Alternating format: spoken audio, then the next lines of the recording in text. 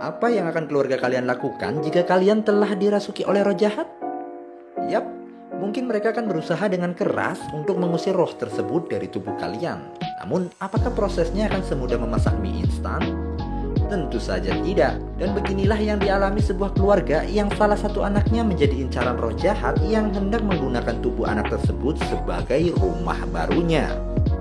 Film yang terinspirasi dari kisah nyata ini berjudul Death Whisperer tahun 2023. Oke, seperti biasa tanpa basa-basi panjang lebar kali tinggi, langsung saja kita gas kuy.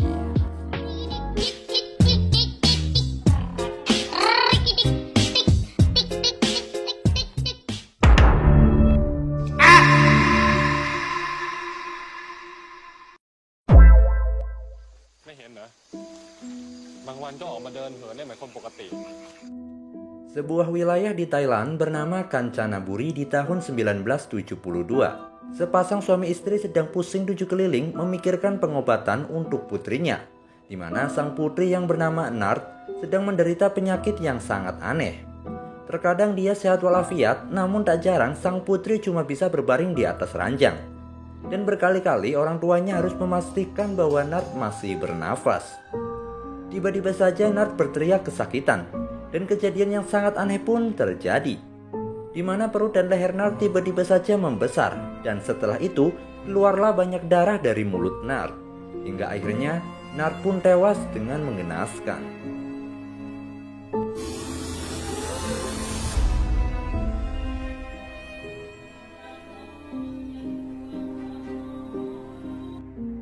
Di sebuah rumah di pinggiran hutan, terdapat sebuah keluarga petani yang beranggotakan sepasang suami istri dan 3 anak putrinya serta 3 anak laki-laki.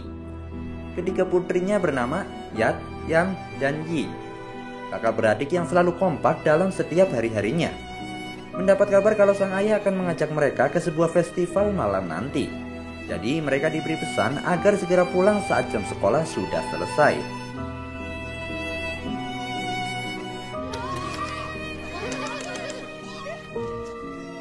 Dalam perjalanannya, mereka harus melewati sebuah pohon besar yang terlihat sangat menyeramkan. Walaupun tak semenyeramkan saat tagihan pay letter sudah jatuh tempo.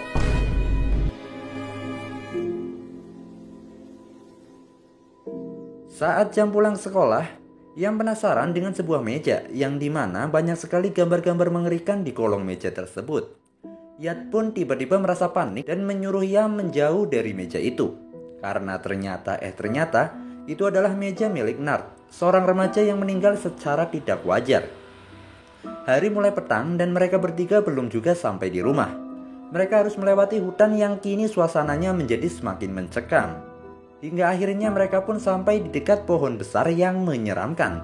Dan disitulah mereka melihat sesosok wanita dengan wajah putihnya sedang berdiri menatap mereka.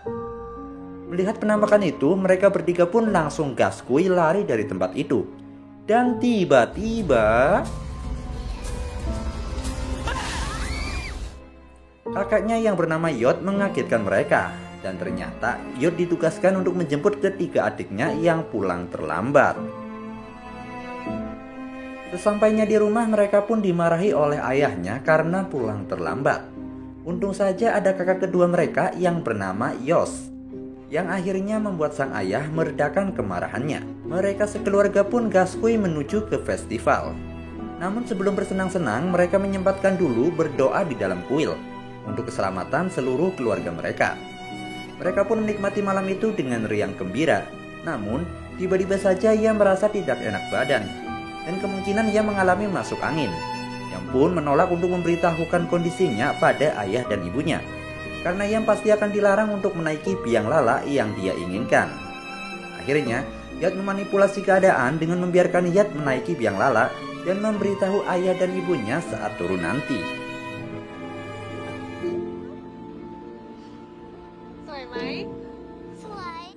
Namun hal yang mengejutkan pun terjadi, di mana ada seorang nenek-nenek yang terlihat sedang menatap mereka dari bawah dan menunjuk pada mereka dengan senyuman yang mengerikan.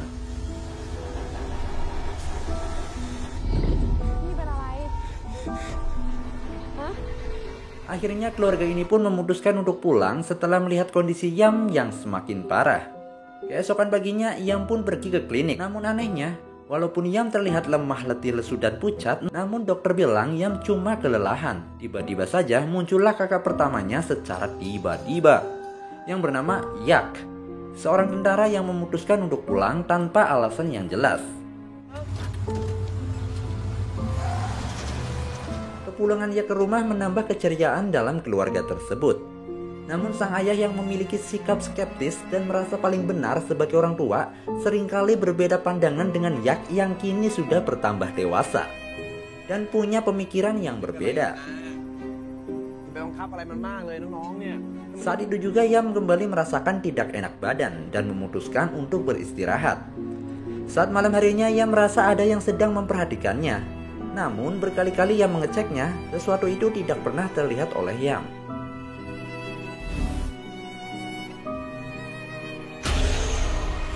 Yat pun terbangun karena melihat Yam yang berjalan keluar kamar. Setelah diikuti, Yat melihat Yam sedang memakan sesuatu, namun tidak terlihat dengan jelas apa yang sedang Yam makan karena kondisi ruangan yang gelap karena lilin yang lupa dinyalakan. Yat pun menanyakan kembali apa yang telah Yam makan. Namun suara-suara lirih yang menyebutkan kalimat "Piot" membuat Yat tiba-tiba saja tertidur dan tak sadarkan diri.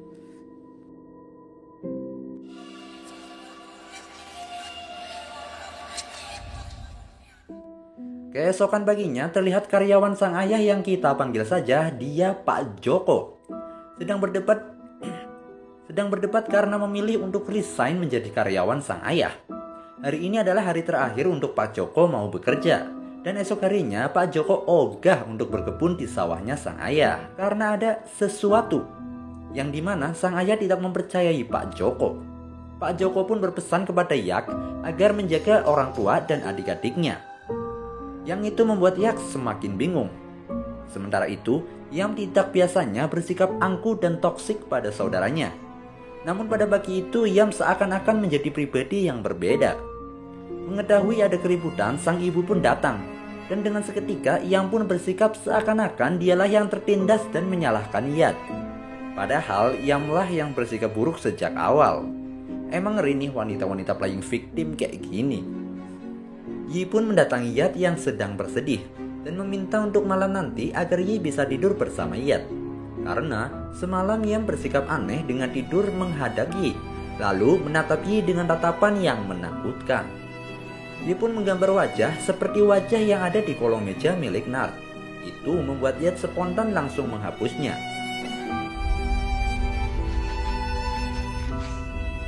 Di tengah keanehan yang terjadi pada Yam, ayah ibunya harus pergi meninggalkan rumah selama 1 malam. Itu membuat Yat semakin merasa resah gelisah dan hanya bisa pasrah.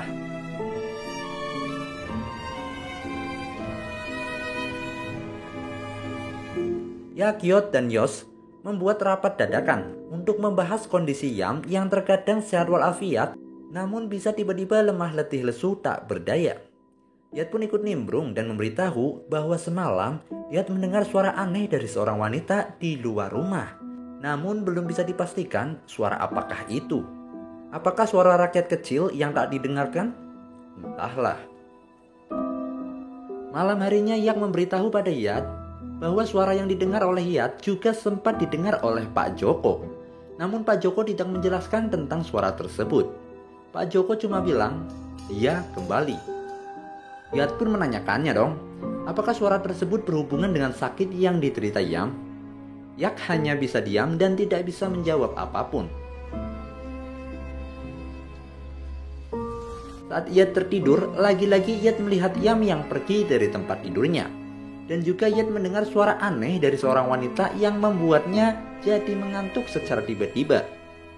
Namun Yat menggigit tangannya agar tetap terjaga. Yat pun mendengar suara tembakan dari luar rumahnya. Dalam situasi yang mencekam dan rasa takut yang memuncak, Yat menyuruh Yi agar tetap bersembunyi di dalam lemari untuk keamanannya. Sedangkan Yat sesegera mungkin menemui kakak-kakaknya. Dalam kepanikan mereka mencari Yam yang tiba-tiba menghilang, tiba-tiba terlihat sesosok wanita dengan muka putihnya dari kejauhan. Yat pun coba menembaknya, namun tiba-tiba sosok itu lenyap entah kemana.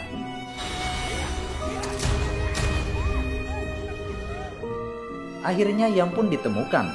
dan mereka sesegera mungkin menutup seluruh pintu dan jendela di setiap penjuru rumah.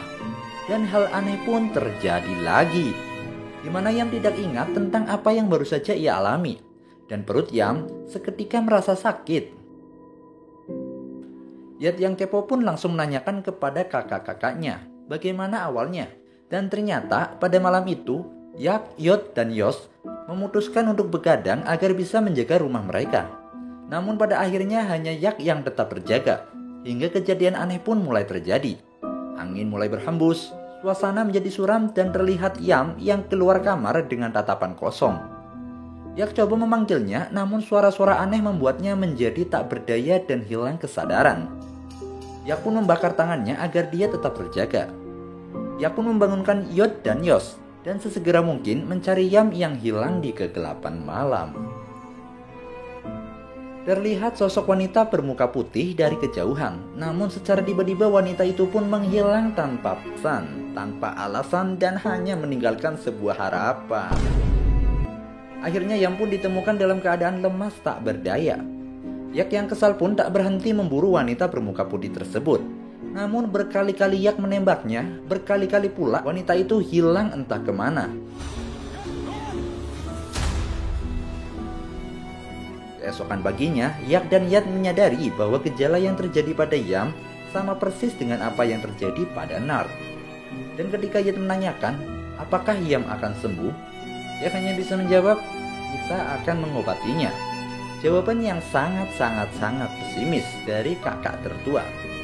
Yat meminta untuk memberitahu kedua orang tuanya tentang kejadian semalam, namun Yak menolaknya. Dengan sikap skeptis orang tuanya, bukannya mereka percaya, yang ada malahan mereka nanti kena marah.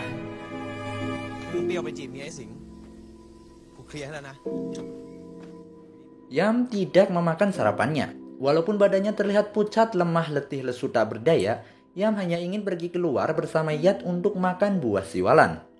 Walaupun Yat tidak memperbolehkannya, namun karena rasa kasihan terhadap Yam, membuatnya terpaksa harus meminta izin pada ibunya yang sekarang sudah pulang agar Yam bisa keluar rumah bersamanya. Dan pada saat itulah tiba-tiba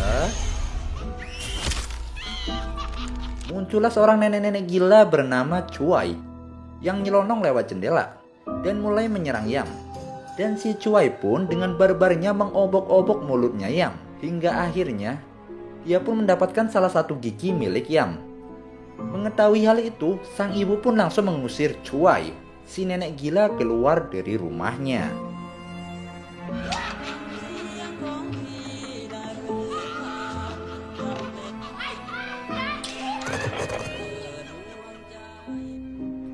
Yak pun kembali ke rumahnya setelah menjemput seorang sersan bernama Pan Pan yang akan membantu menyembuhkan Yam. Sersan pun menemui Yam yang kini sikapnya telah berbeda. Yam bersikap sangat tidak sopan dan mendadak jadi antagonis. Sersan pun menyadari bahwa ada sosok lain dalam tubuh Yam.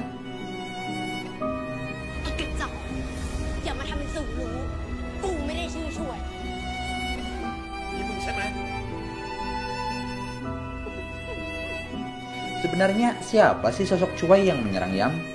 Cuai adalah seorang nenek yang baru saja pindah ke daerah mereka, dan konon katanya hobinya si Cuai itu manggilin roh-roh jahat dan melakukan praktek-praktek ilmu hitam.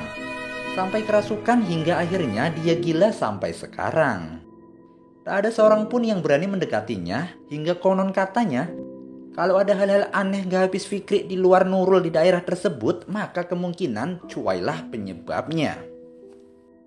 Yak dan Sersan pun pergi ke tempat di mana Cuai berada. Dan benar saja, ternyata Cuai sedang melakukan ritual, di mana dia menyirami sesajennya dengan air dari sumber mata air pilihan yang dia miliki, disusul dengan gigi milik Yam. Yak sudah sampai di sana langsung menendang sesajen tersebut. Namun itu membuat si Cuai jadi semakin girang. Cuai pun dengan semangatnya langsung menancapkan kepalanya ke sebuah bambu, hingga akhirnya tembus sampai menghancurkan isi kepalanya. Melihat hal seperti itu, Yak jadi semakin pusing. Kok bisa-bisanya seseorang melakukan hal seperti itu pada dirinya sendiri? Sersan menjelaskan bahwa roh jahat harus menempati tubuh seseorang bagaikan rumahnya sendiri. Roh itu akan berpindah ke tubuh seseorang ketika mempunyai tubuh yang lebih baik. Tidak ada bedanya dengan manusia. Dengan kata lain, roh jahat tersebut telah memilih tubuh baru sebagai rumahnya, yaitu Yam. Malamnya, Yak, Yod, dan Yos memutuskan begadang lagi untuk menjaga bumi. Dan di tengah malam, lagi terdengar suara aneh yang membuat mereka tak sadarkan diri.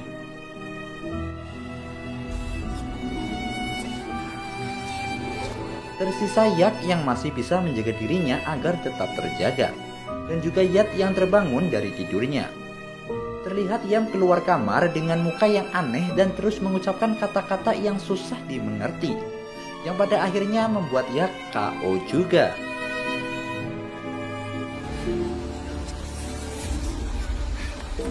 Yat pun segera membangunkan Yak dengan menamparnya berulang kali.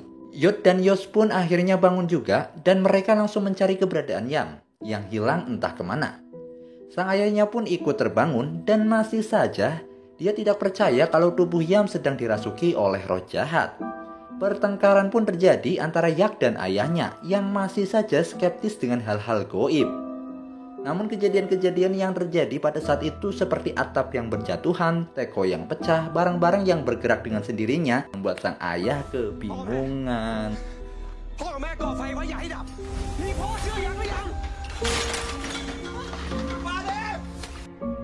Yak pun mencari Yam ke kebun jagung. Yak pun diteror dengan suara-suara yang terus memanggilnya. Hingga akhirnya Yak tanpa sengaja menembak leher ibunya sendiri. Dan ternyata itu bukanlah ibunya, melainkan jelmaan roh jahat yang menyerupai. Sosok itu pun mulai mengejar-ngejar Yak dengan kepala yang hampir terputus dari badannya.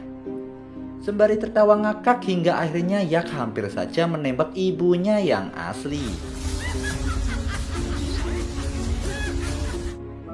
Untungnya ada Yod yang berhasil mencegahnya.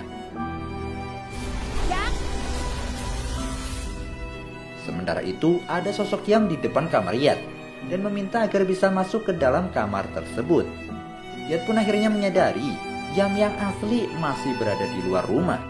Seketika itu muncullah tangan mengerikan dari celah-celah pintu berusaha membuka pintu kamarnya. Dan tiba-tiba sosok itu menghilang dan hanya ada ibunya di depan pintu.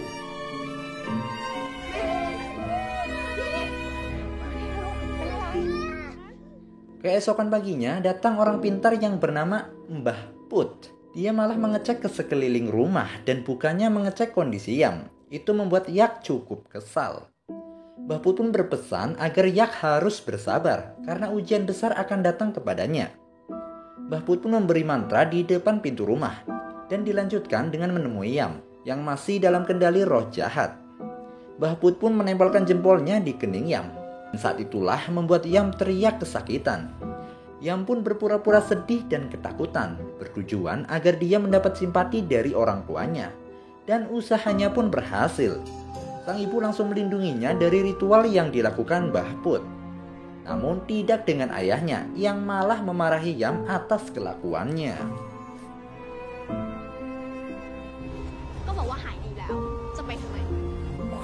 Merasa usahanya tidak berhasil, Mbah Put pun keluar rumah dan menuju ke pepohonan bambu, di mana Yam pernah ditemukan pingsan di tempat itu. Tanpa babi bu, Mbah Put pun langsung menyuruh untuk menebang pepohonan bambu tersebut. Walaupun Yak, Yod, dan Yos sadar betul pasti mereka akan kena semprot oleh ayahnya karena menebang pohon miliknya, namun mereka tetap melakukannya demi kesembuhan Yam. Dan benar saja, ayahnya pun datang dan mulai mengomel. Namun dengan pencerahan dari Mbah Put tentang masa depan Yam dan juga jaminan dari Yak, akhirnya sang ayah pun memperbolehkannya. Dan apa yang ada di tengah rimbunan pohon bambu itu akan membuat kalian terkejut. Yap, ternyata terdapat organ tubuh manusia yang berbau sangat menyengat berada di tengah rimbunnya pohon bambu.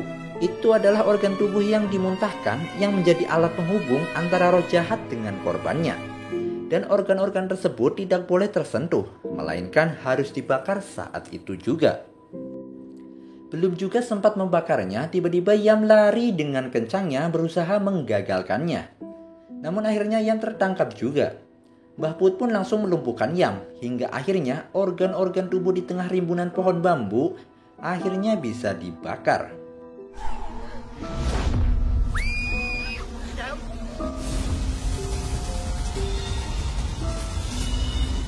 Mbah Put pun menancapkan senjatanya ke tanah dan seketika itu Yam pun tidak sadarkan diri. Gaskuilah mereka OTW ke rumah sakit, menyisakan sang ayah, Yos dan Yi yang harus tetap tinggal di rumah. Perjalanan yang begitu panjang hingga datangnya malam. Dalam perjalanan itu Mbah Put bercerita kebanyakan roh akan merasuki anak-anak yang gelisah karena mudah dirasuki. Namun kali ini berbeda, karena roh jahat ini lebih memilih anak yang sehat dan kuat yang tidak sakit ataupun terluka dan juga luar biasa. Kriteria itu sesuai dengan Yam, yang dulu kala saat usianya masih beberapa bulan, Yam hampir saja meninggal karena penyakit malaria. Namun dengan ajaibnya Yam sembuh total dan tidak pernah sakit lagi sejak saat itu. Dan menurut Mbah Put, kematian Nat hanyalah cemilan untuk roh jahat ini. Sedangkan Yam akan dijadikan inang atau rumah bagi sosok roh jahat ini.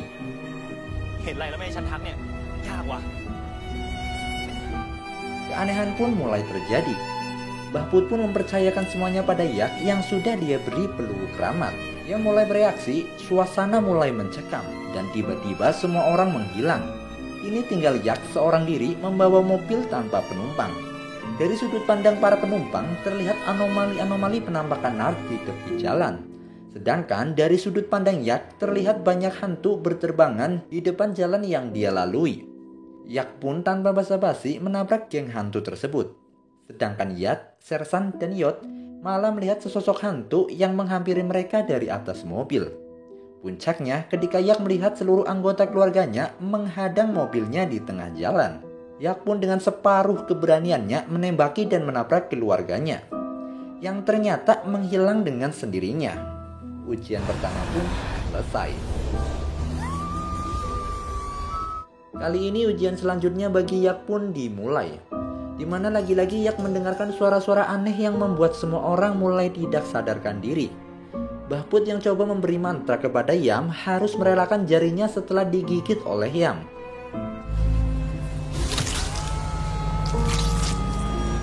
Hingga akhirnya Yam yang kerasukan pun menjadi dalang atas kecelakaan yang terjadi dalam perjalanan mereka. Dari kejadian itu Mbah Put lagi-lagi harus merelakan kepala dan nyawanya setelah tersodok pohon tumbang yang mereka tabrak. Yak yang tersadar pun mendapati Yam sudah mengambil pistol miliknya dan mengancam akan menembak seluruh keluarganya. Apes bagi Sersan, dia yang terbangun langsung kena headshot oleh Yam. Dengan basic militer yang Yak miliki, Yak berhasil menghindari tembakan dari Yam. Yak juga berhasil menancapkan senjata milik Mbah Put ke tangan Yam berkat bantuan dari Yat.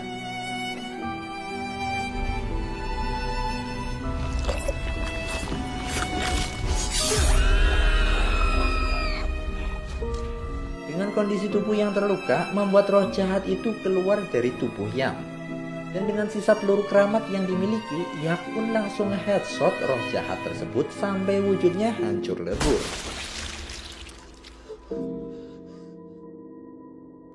Malam pun berlalu. Kini mereka sudah sampai berada di rumah sakit dan mendapat perawatan. Yam pun tersadar, namun Yam tidak bisa mengingat apa yang telah dia alami semalam. Sementara itu Yak mulai bercerita alasannya pulang ke rumah, di mana itu adalah permintaan ibunya yang akhir-akhir ini sering mendengar kisah-kisah aneh. Hingga akhirnya Yak memutuskan untuk pulang, dan film pun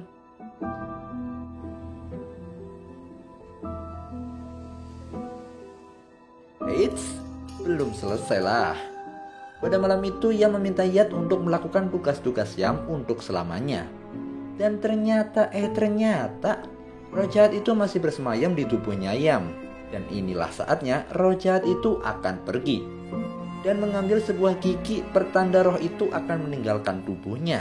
Dan seketika itu Yam pun mulai kesakitan. Perut dan lehernya mulai membesar dan keluar banyak darah dari mulutnya. Hingga akhirnya Yam pun meninggal pada malam itu. Terlihat sesosok roh jahat berdiri di luar rumah sakit.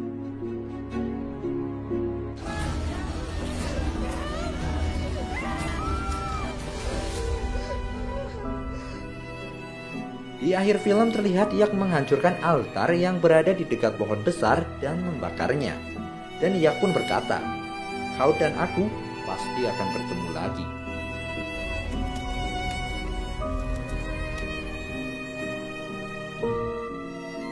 Ending yang sangat-sangat nenek cuai sekali ya guys ya. Aku kira Yam akan selamat, ternyata kisah hidupnya malah yang tamat.